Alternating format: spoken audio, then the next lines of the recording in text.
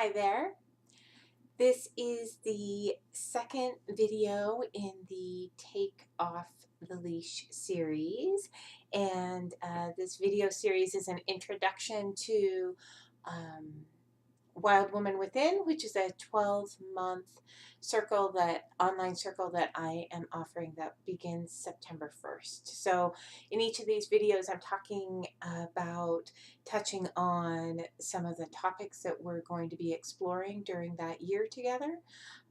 And today I am talking about what we lose when we stand in our power, when we deeply connect to ourselves and our voice and who we are and our values and our beliefs. There is a lot of cheerleading about, stand in your power, stand in your light, be true to yourself, be authentic. And there isn't a lot of talk about of what that costs us. And there are very real costs. There are very real costs that are things that hold us back from doing this work, from stepping up, from standing out, from speaking our voice. And we each as individuals need to come to the place where the burden of not being ourself, of not being true to who we are, of not being connected to who we are, is greater than the loss of some of the people in our lives. There will be people who, as you do this work, as you connect to yourself, as you begin to speak your truth and use your voice and stand up and defend and protect yourself and those and others, there are people who will try and push you back down. There are people who will try to silence you. There are people who will tell you that you're crazy or that you're you're overreacting or you're too emotional or right. And those messages from other people really get turned up, especially when we're very first starting to do this work and to very first start feeling comfortable in who we are and comfortable to speak our voice and speak out. And it doesn't feel safe, and it's not safe. It may not be physically safe. I mean, that might be a very real issue for some people. And also it's not safe because these people who want us quiet, who don't want us calling them out on their stuff, who don't want to hear us speaking our own truth of what life is for us, what our experience is, these people who don't want us defending others who are oppressed, they eventually will walk away.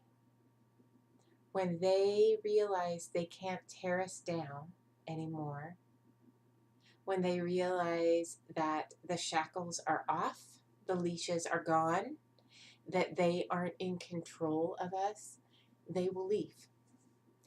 And we can sit in this place of, well, good riddance, I'm better off without you. And well, there is truth, some truth in that, right? And some of the losses won't be significant. Some of them will just be people you barely know on Facebook and they unfriend you for whatever reason and you don't understand and well, whatever. You've never met them. You didn't really connect with them very much. Not a big deal. But there are also their family members who will walk away. Our parents sometimes will walk away. And that hurts. And that's hard. And there's a process that we need to go through when that happens. We need to be able to grieve. We need to be able to allow all that hurt feeling to come up, right? Because that's the part of this work, right? The part of this work is connecting to ourself and our feelings and our bodies and all the stuff that's going on. It's connecting to it so that we can process, so that we can move it out instead of just holding it and having it eat us alive. So when these people leave, when these significant people leave, we need to take the time to grieve that. It is a death. The person might not actually be dead, but it is a death of a relationship. And it is a death of hope in some ways for us. That, well, maybe they'll turn around. Maybe they'll change their mind. Maybe they'll think different. Maybe if I just say the right thing, they'll get it. Right? And so when they leave, that hope is gone because they've made a choice. And they've rejected us. They've rejected us, who we are. We've shown truly who we are, and they have said no thank you.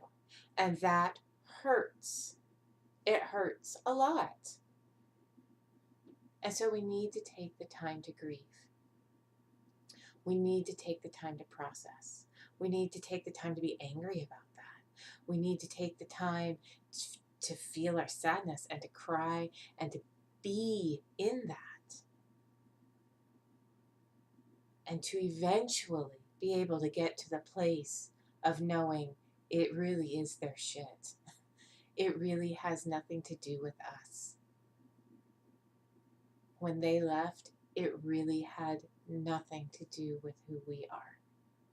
And it had everything to do with who they are. But we can't just jump there. We can't just jump there as soon as they leave. Because there's still this hurt. There are these hurt people inside us. And we need to let them have their voice.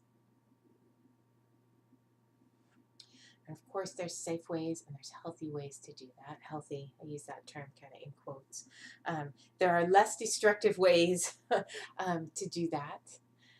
And there are really destructive ways to do that. But, and we each have our own process in that, right? So I wanted to share that in this video to make it really clear that this work that we're doing, this work of connecting to ourselves, of becoming self-aware, connecting to our body, connecting to our emotions, connecting to our voice, standing in our values, standing in our power, standing in our light, all this work is not all light and rainbows and hearts and kisses. It's hard, and it's messy, and it is heartbreaking at times. It's truly heartbreaking. So when people step away from this work, I get it. It can be too much. Another reality is that once you start this process of becoming self-aware, once you start digging within, once you start looking at your shit, once you start connecting to your body and recognizing when emotions are starting to bubble up, when you're being triggered, why you're being triggered, understanding how our culture trains us, how our families train us, like getting all of that. Once we start down that path, this is the other cost. There's almost no turning back. Because once we start that unraveling, it just keeps coming out. It just keeps coming. Once we learn how to be self-aware, once we start the baby steps of that process, then that's it. We're done, right? Not done, but there is no turning back to this. There is no unseeing. There is no unknowing. There is no pretending anymore like everything is okay. We can't silence our bodies and our intuition anymore because we've now connected to them and we've given them voice.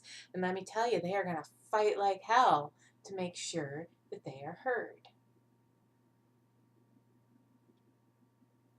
Which means we will fight like hell to make sure we are heard.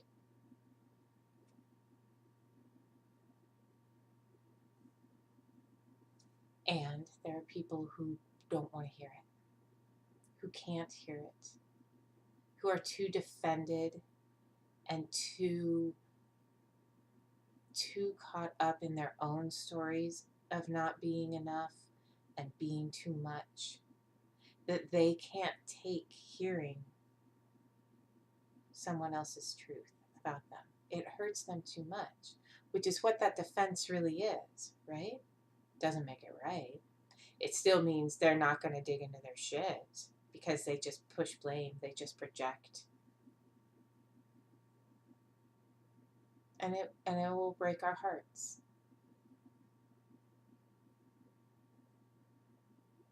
That's part of this work. Now, I don't want to be all doom and gloom because it's not all doom and gloom, right? We do lose important people. It will happen. It probably will happen. And the more we stand in who we are, the more we are true to who we are, the more we speak out about who we are and embrace who we are, the more people who are doing that same work, we start seeing them more. They start popping up into our life in different ways, and we start connecting to them. And so, yes, we will lose people, and we will gain people. And the people, the new people, they aren't going to replace these other people. They won't replace them. You know, there's not a single person that I will meet who will replace my dad. My dad is one of the people who I've lost in this work. And that's okay. I don't want anybody to replace my dad. I'm at that place now where I don't want someone replacing him. I would love it for him to get his shit together, right? And to open conversation again. I'm not holding my breath, but I'm leaving that space open. And that's where I am in my journey with that. And there are all these new people who've been entering my life over the last couple of years as I've really dug into this work, the last several years, as I've really been digging into this work. And the further I dig in, the more people I get to meet, the more people who come forward in whatever ways they come forward, or I'm able to see them more. And so I'm building my community. I'm finding my people. And that will happen for you too. The beauty of the internet, right, is that we get to meet people from all over the world. And that's amazing to me. That's amazing.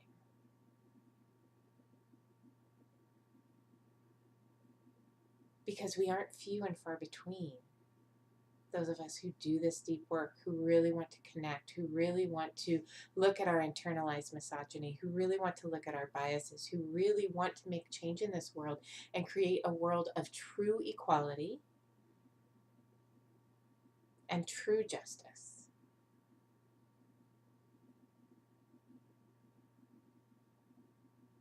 Right?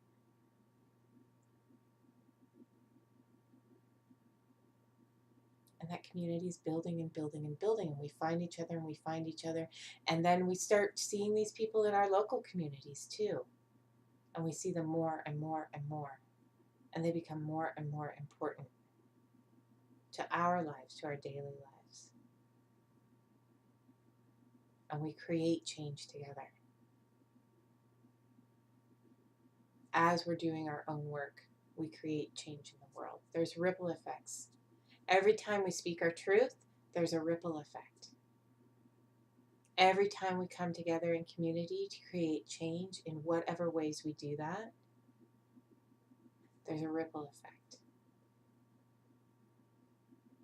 Talking to the grocery clerk as we're checking out, having a conversation, smiling, engaging, asking them about their day.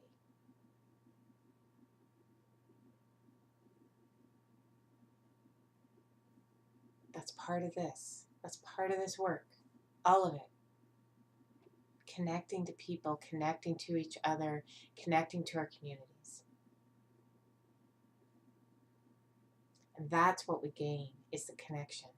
Because when we're over here, when we're in this world where we're silencing our voice, where we're buying into these stories about how we're too much and not enough, where we are feeding on our own shame and the shame that others feed us, when we allow others to keep us small and silent and quiet for our own fear of losing them, when we're over there, we are so lonely. It's so lonely because we can't connect. We can't connect to people because we're hustling. We're hustling ourselves and we're selling ourselves short. And we're begging. We're begging for love. And it's shitty love. It's not good. It's not healthy. It's scraps. And it's not what we deserve.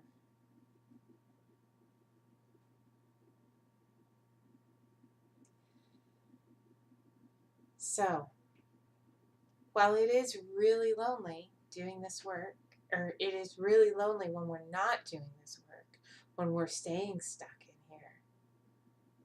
And there's a process, right? It's not like all of a sudden we decide, oh, I'm going to use my voice and all these people pop up into our world.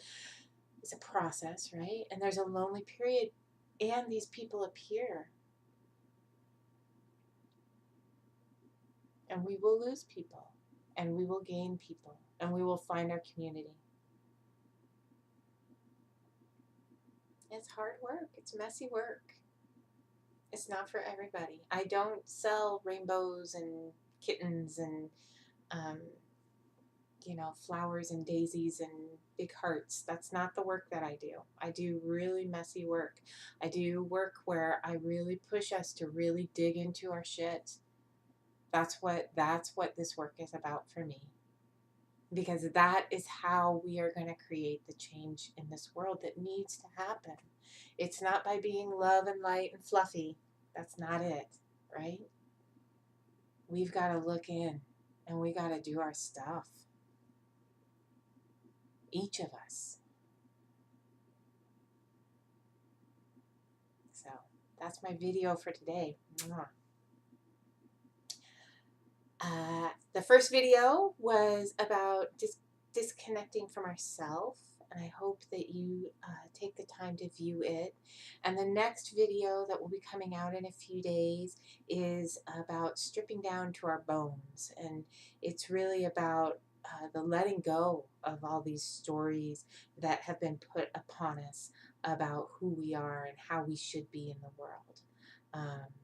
And the lies that we've been fed by our culture and by those in authority, be they family or just greater community culture. So I hope that you will watch that too. Okay, I'm sending you love, and I will see you again in a few days.